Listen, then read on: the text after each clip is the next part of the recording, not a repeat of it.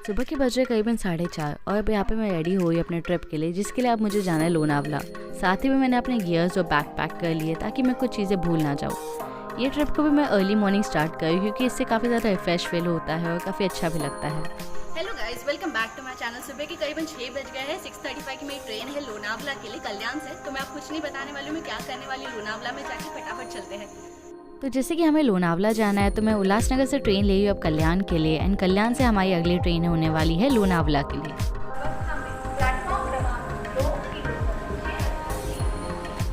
इस ट्रिप के लिए मैं सबसे ज़्यादा एक्साइटेड हूँ क्योंकि इस बार जो फ्रेंड्स ग्रुप आए हैं ये वही है जो मेरे संग मालवण के ट्रिप में भी थे। And as usual you know friends लोग लेट हो ही जाते हैं, तो यहाँ पे आने के बाद मैं उनका इंतज़ार कर रही हूँ ताकि हम यहाँ से ट्रेन ले पाए लोनावला के लिए। तो फाइनली कुछ समय के वेट के बाद जाके मैं अपने दोस्तों से मिल चुकी हूँ, तो चलो अब चल के लेते हैं ट्रेन लोनावला के लिए।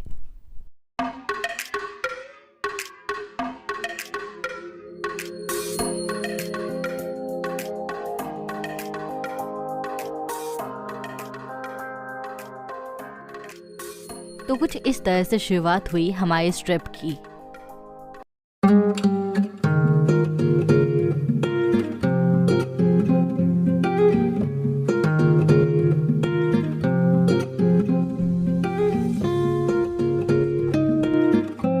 ऐसी मस्ती मजाक के साथ वक्त कब बीता हमें पता ही नहीं चला और कुछ इसी तरह हम पहुंच चुके थे लोनावला स्टेशन।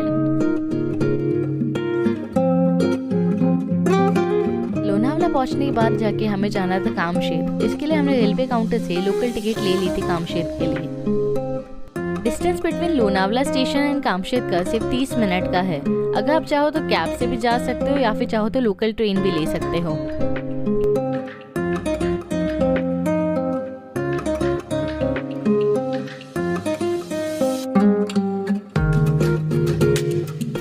कामशेत स्टेशन पहुंचने के बाद जाके हमें जाना था अंगुली रेस्टोरेंट, क्योंकि वहां से हमें कैब पिकअप करने आने वाली है। डिस्टेंस जो है स्टेशन से अंगुली रेस्टोरेंट का वो सिर्फ 10 मिनट वॉकिंग का है। अगर आप चाहो तो ऑटो ले सकते हो। अंगुली रेस्टोरेंट में हमें हमारे कुछ बाकी दोस्तों ने ज्वाइन कर लिया था। अब हम यहाँ पे वेट करने वाले थे हमारे कैब के लिए, तो सोचा क्यों ना नाश्ता कर ले।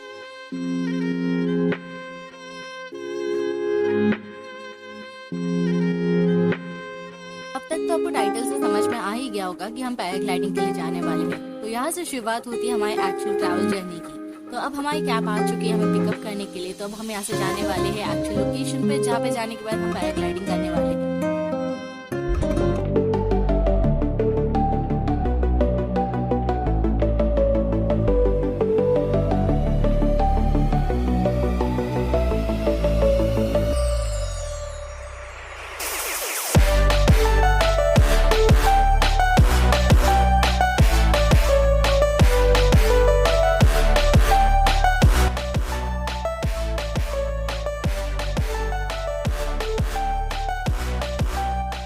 कैब ने हमें एक स्पेसिफिक लोकेशन पर लाकर ड्रॉप कर दिया था क्योंकि इसके आगे कैब नहीं जा सकती थी, इसलिए हम यहाँ से बाय वॉक जा रहे हैं मेन लोकेशन तक। जैसे कि आप देख रहे हो ये जो रास्ता है थोड़ा सा टेढ़ा मेढ़ा सा है, पर इसके भी कुछ अपने ही मज़े हैं।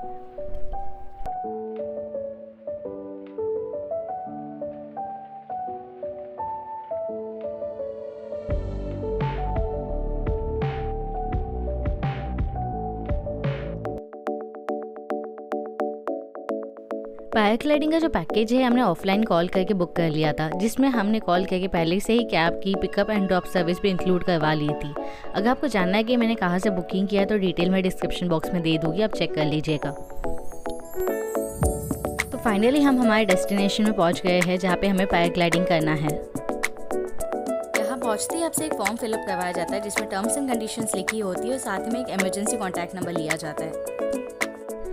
फाइनली अभी हम हमारे डेस्टिनेशन में पहुंच चुके हैं और मुझे काफ़ी ज़्यादा डर लग रहा है ये सब चीज़ें करने के लिए, क्योंकि मैंने पहले कभी नहीं किया है और मुझे प्रेशर जो होता है हवा का प्रेशर वो भी बर्दाश्त नहीं होता है और हाइट से भी डर लगता है। But still I want to do it. So अब चल मैं करने वाली हूँ। फिलहाल तो हवा कुछ ठीक से नहीं चल रही, इसलिए हमें रुकने के लिए कहा है कुछ टाइम के लिए, और इस जगह का जो भी डिटेल्स होगा मैं डिस्क्रिप्शन बॉक्स में दे दूँगी, आप लोग चेक कर सकते हो।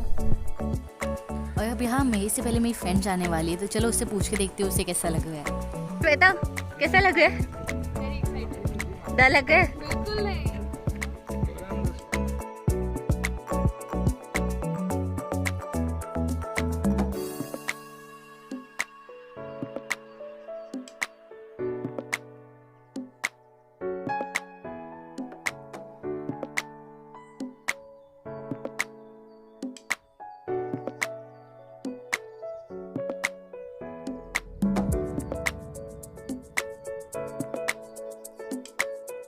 यहाँ एक एक करके मेरे सारे फ्रेंड्स पैराग्लाइडिंग कर चुके थे और अब फाइनली वो वक्त आ गया था जब मुझे जाना था पैराग्लाइडिंग के लिए।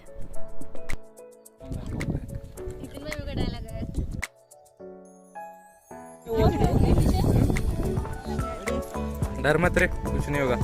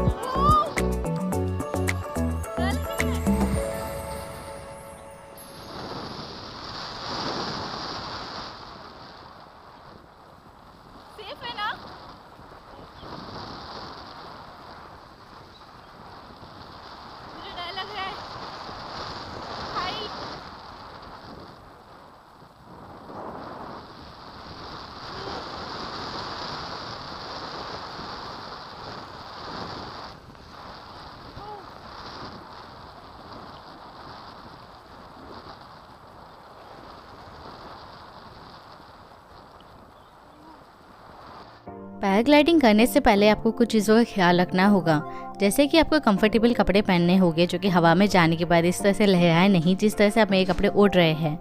दूसरी बात ये कि आपके साथ जो पर्सन है जो आपको पैराग्लाइडिंग करवा रहे हैं, आपको उन पर यकीन करना होगा क्योंकि वो वेल ट्रेंड होते हैं, उन्हें पता होता है कि वो सिचुएशन को भी कैसे हैंडल करना है। तीसरी बात ये कि आपको स्पोर्ट्स शूज़ पहनना होगा क्योंकि जब आप लैंड कर रहे होते हो तो आपको थोड़ा बहुत भागना पड़ता है, तो आपको ऐसे कंफर्टेबल स्पोर्ट्स शूज़ होना चाहिए। चौथी बात ये कि आपको अपने साथ ऐसा कोई भी सामान नहीं रखना है जो कि हवा में जाने के बाद आपकी जेब से गिर जाए। इसके लिए आपके पास जो भी कुछ सामान होगा वो आपको दे देना होगा उन पर्सन को जो आपके साथ आए हैं।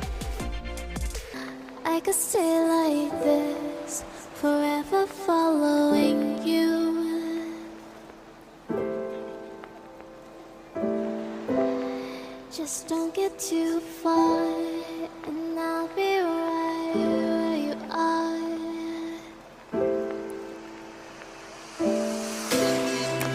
You're a dream that I could finally see.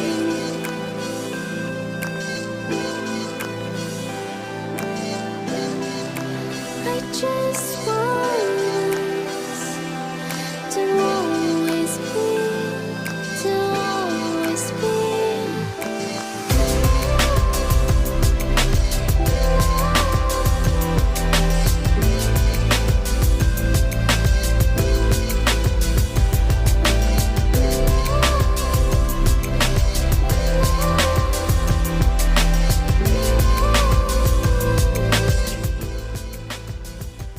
Paragliding के समय डरना तो जायज़ है, बट एक बात कहूँ, ये जो बैग पहनाया जाता है आपको पैराग्लाइडिंग करने से पहले, वो सिर्फ ऐसे ही नहीं पहनाया जाता। उसमें एक पैराशूट होता है जो कि in case of emergency use किया जाता है आपको सेव करने के लिए। और एक बात, ये जो पैराग्लाइडिंग का जो टाइम ड्यूरेशन है ये डिपेंड करता है कि आपका बॉडी वेट कितना है और साथ ही में हवा का फ्लो कितना है। उसी के हिसाब से आपको कितनी ऊंचाई पे ले जाया जाएगा और कितना टाइम आपको पैराग्लाइडिंग करवा सकते हैं, ये डिपेंड करता है टोटली। ये जो टाइम ड्यूरेशन है 10 से 20 मिनट के बीच का हो सकता है।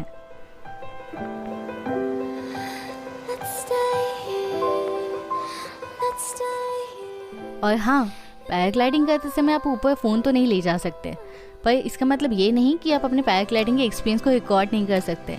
आप अपने पैराग्लाइडिंग के एक्सपीरियंस को रिकॉर्ड कर सकते हो जिस तरह से मैंने किया था GoPro से। बस आपको उसके लिए कुछ एडिशनल चार्जेस देने होते हैं इनको 500 रुपीज़, जिससे आपको एक वीडियो रिकॉर्ड करके मिल जाता है जो कि आप खुद कर लेते हो करीबन 10 से 20 मिनट का, जितना भी आपका पैराग्लाइडिंग का ड्यूरेशन है। तो कुछ ऐसा था मेरा पैराग्लाइडिंग का एक्सपीरियंस। आई नो मुझे शुरुआत में डर तो लग रहा था पैराग्लाइडिंग के लिए, पर जब मैंने पैराग्लाइडिंग किया तो जो पर्सन थे मेरे साथ, उन्होंने मुझे इतना कंफर्टेबल फील करवाया कि मेरे दिल से वो डर ही निकल गया। अब बची है तो सिर्फ एक चीज़, वो है मेमोरीज़। एंड अगर आप मुझसे पूछो कि आपका एक्सपीरियंस कैसा था, तो मैं एक ही चीज़ कहूँगी, अमेजिंग। तो ये तो था हमारा पैराग्लाइडिंग का सफ़र। आप चाहो तो अपने ट्रिप को यहीं पे एंड कर सकते हो, पर हमने सोचा कि जब हम इतना दूर आ ही चुके हैं तो क्यों ना शाम के लिए हम खंडाला पॉइंट चले जाए, वहीं जाकर कुछ खा भी लेंगे और साथ ही में हम सनसेट भी देख पाएंगे।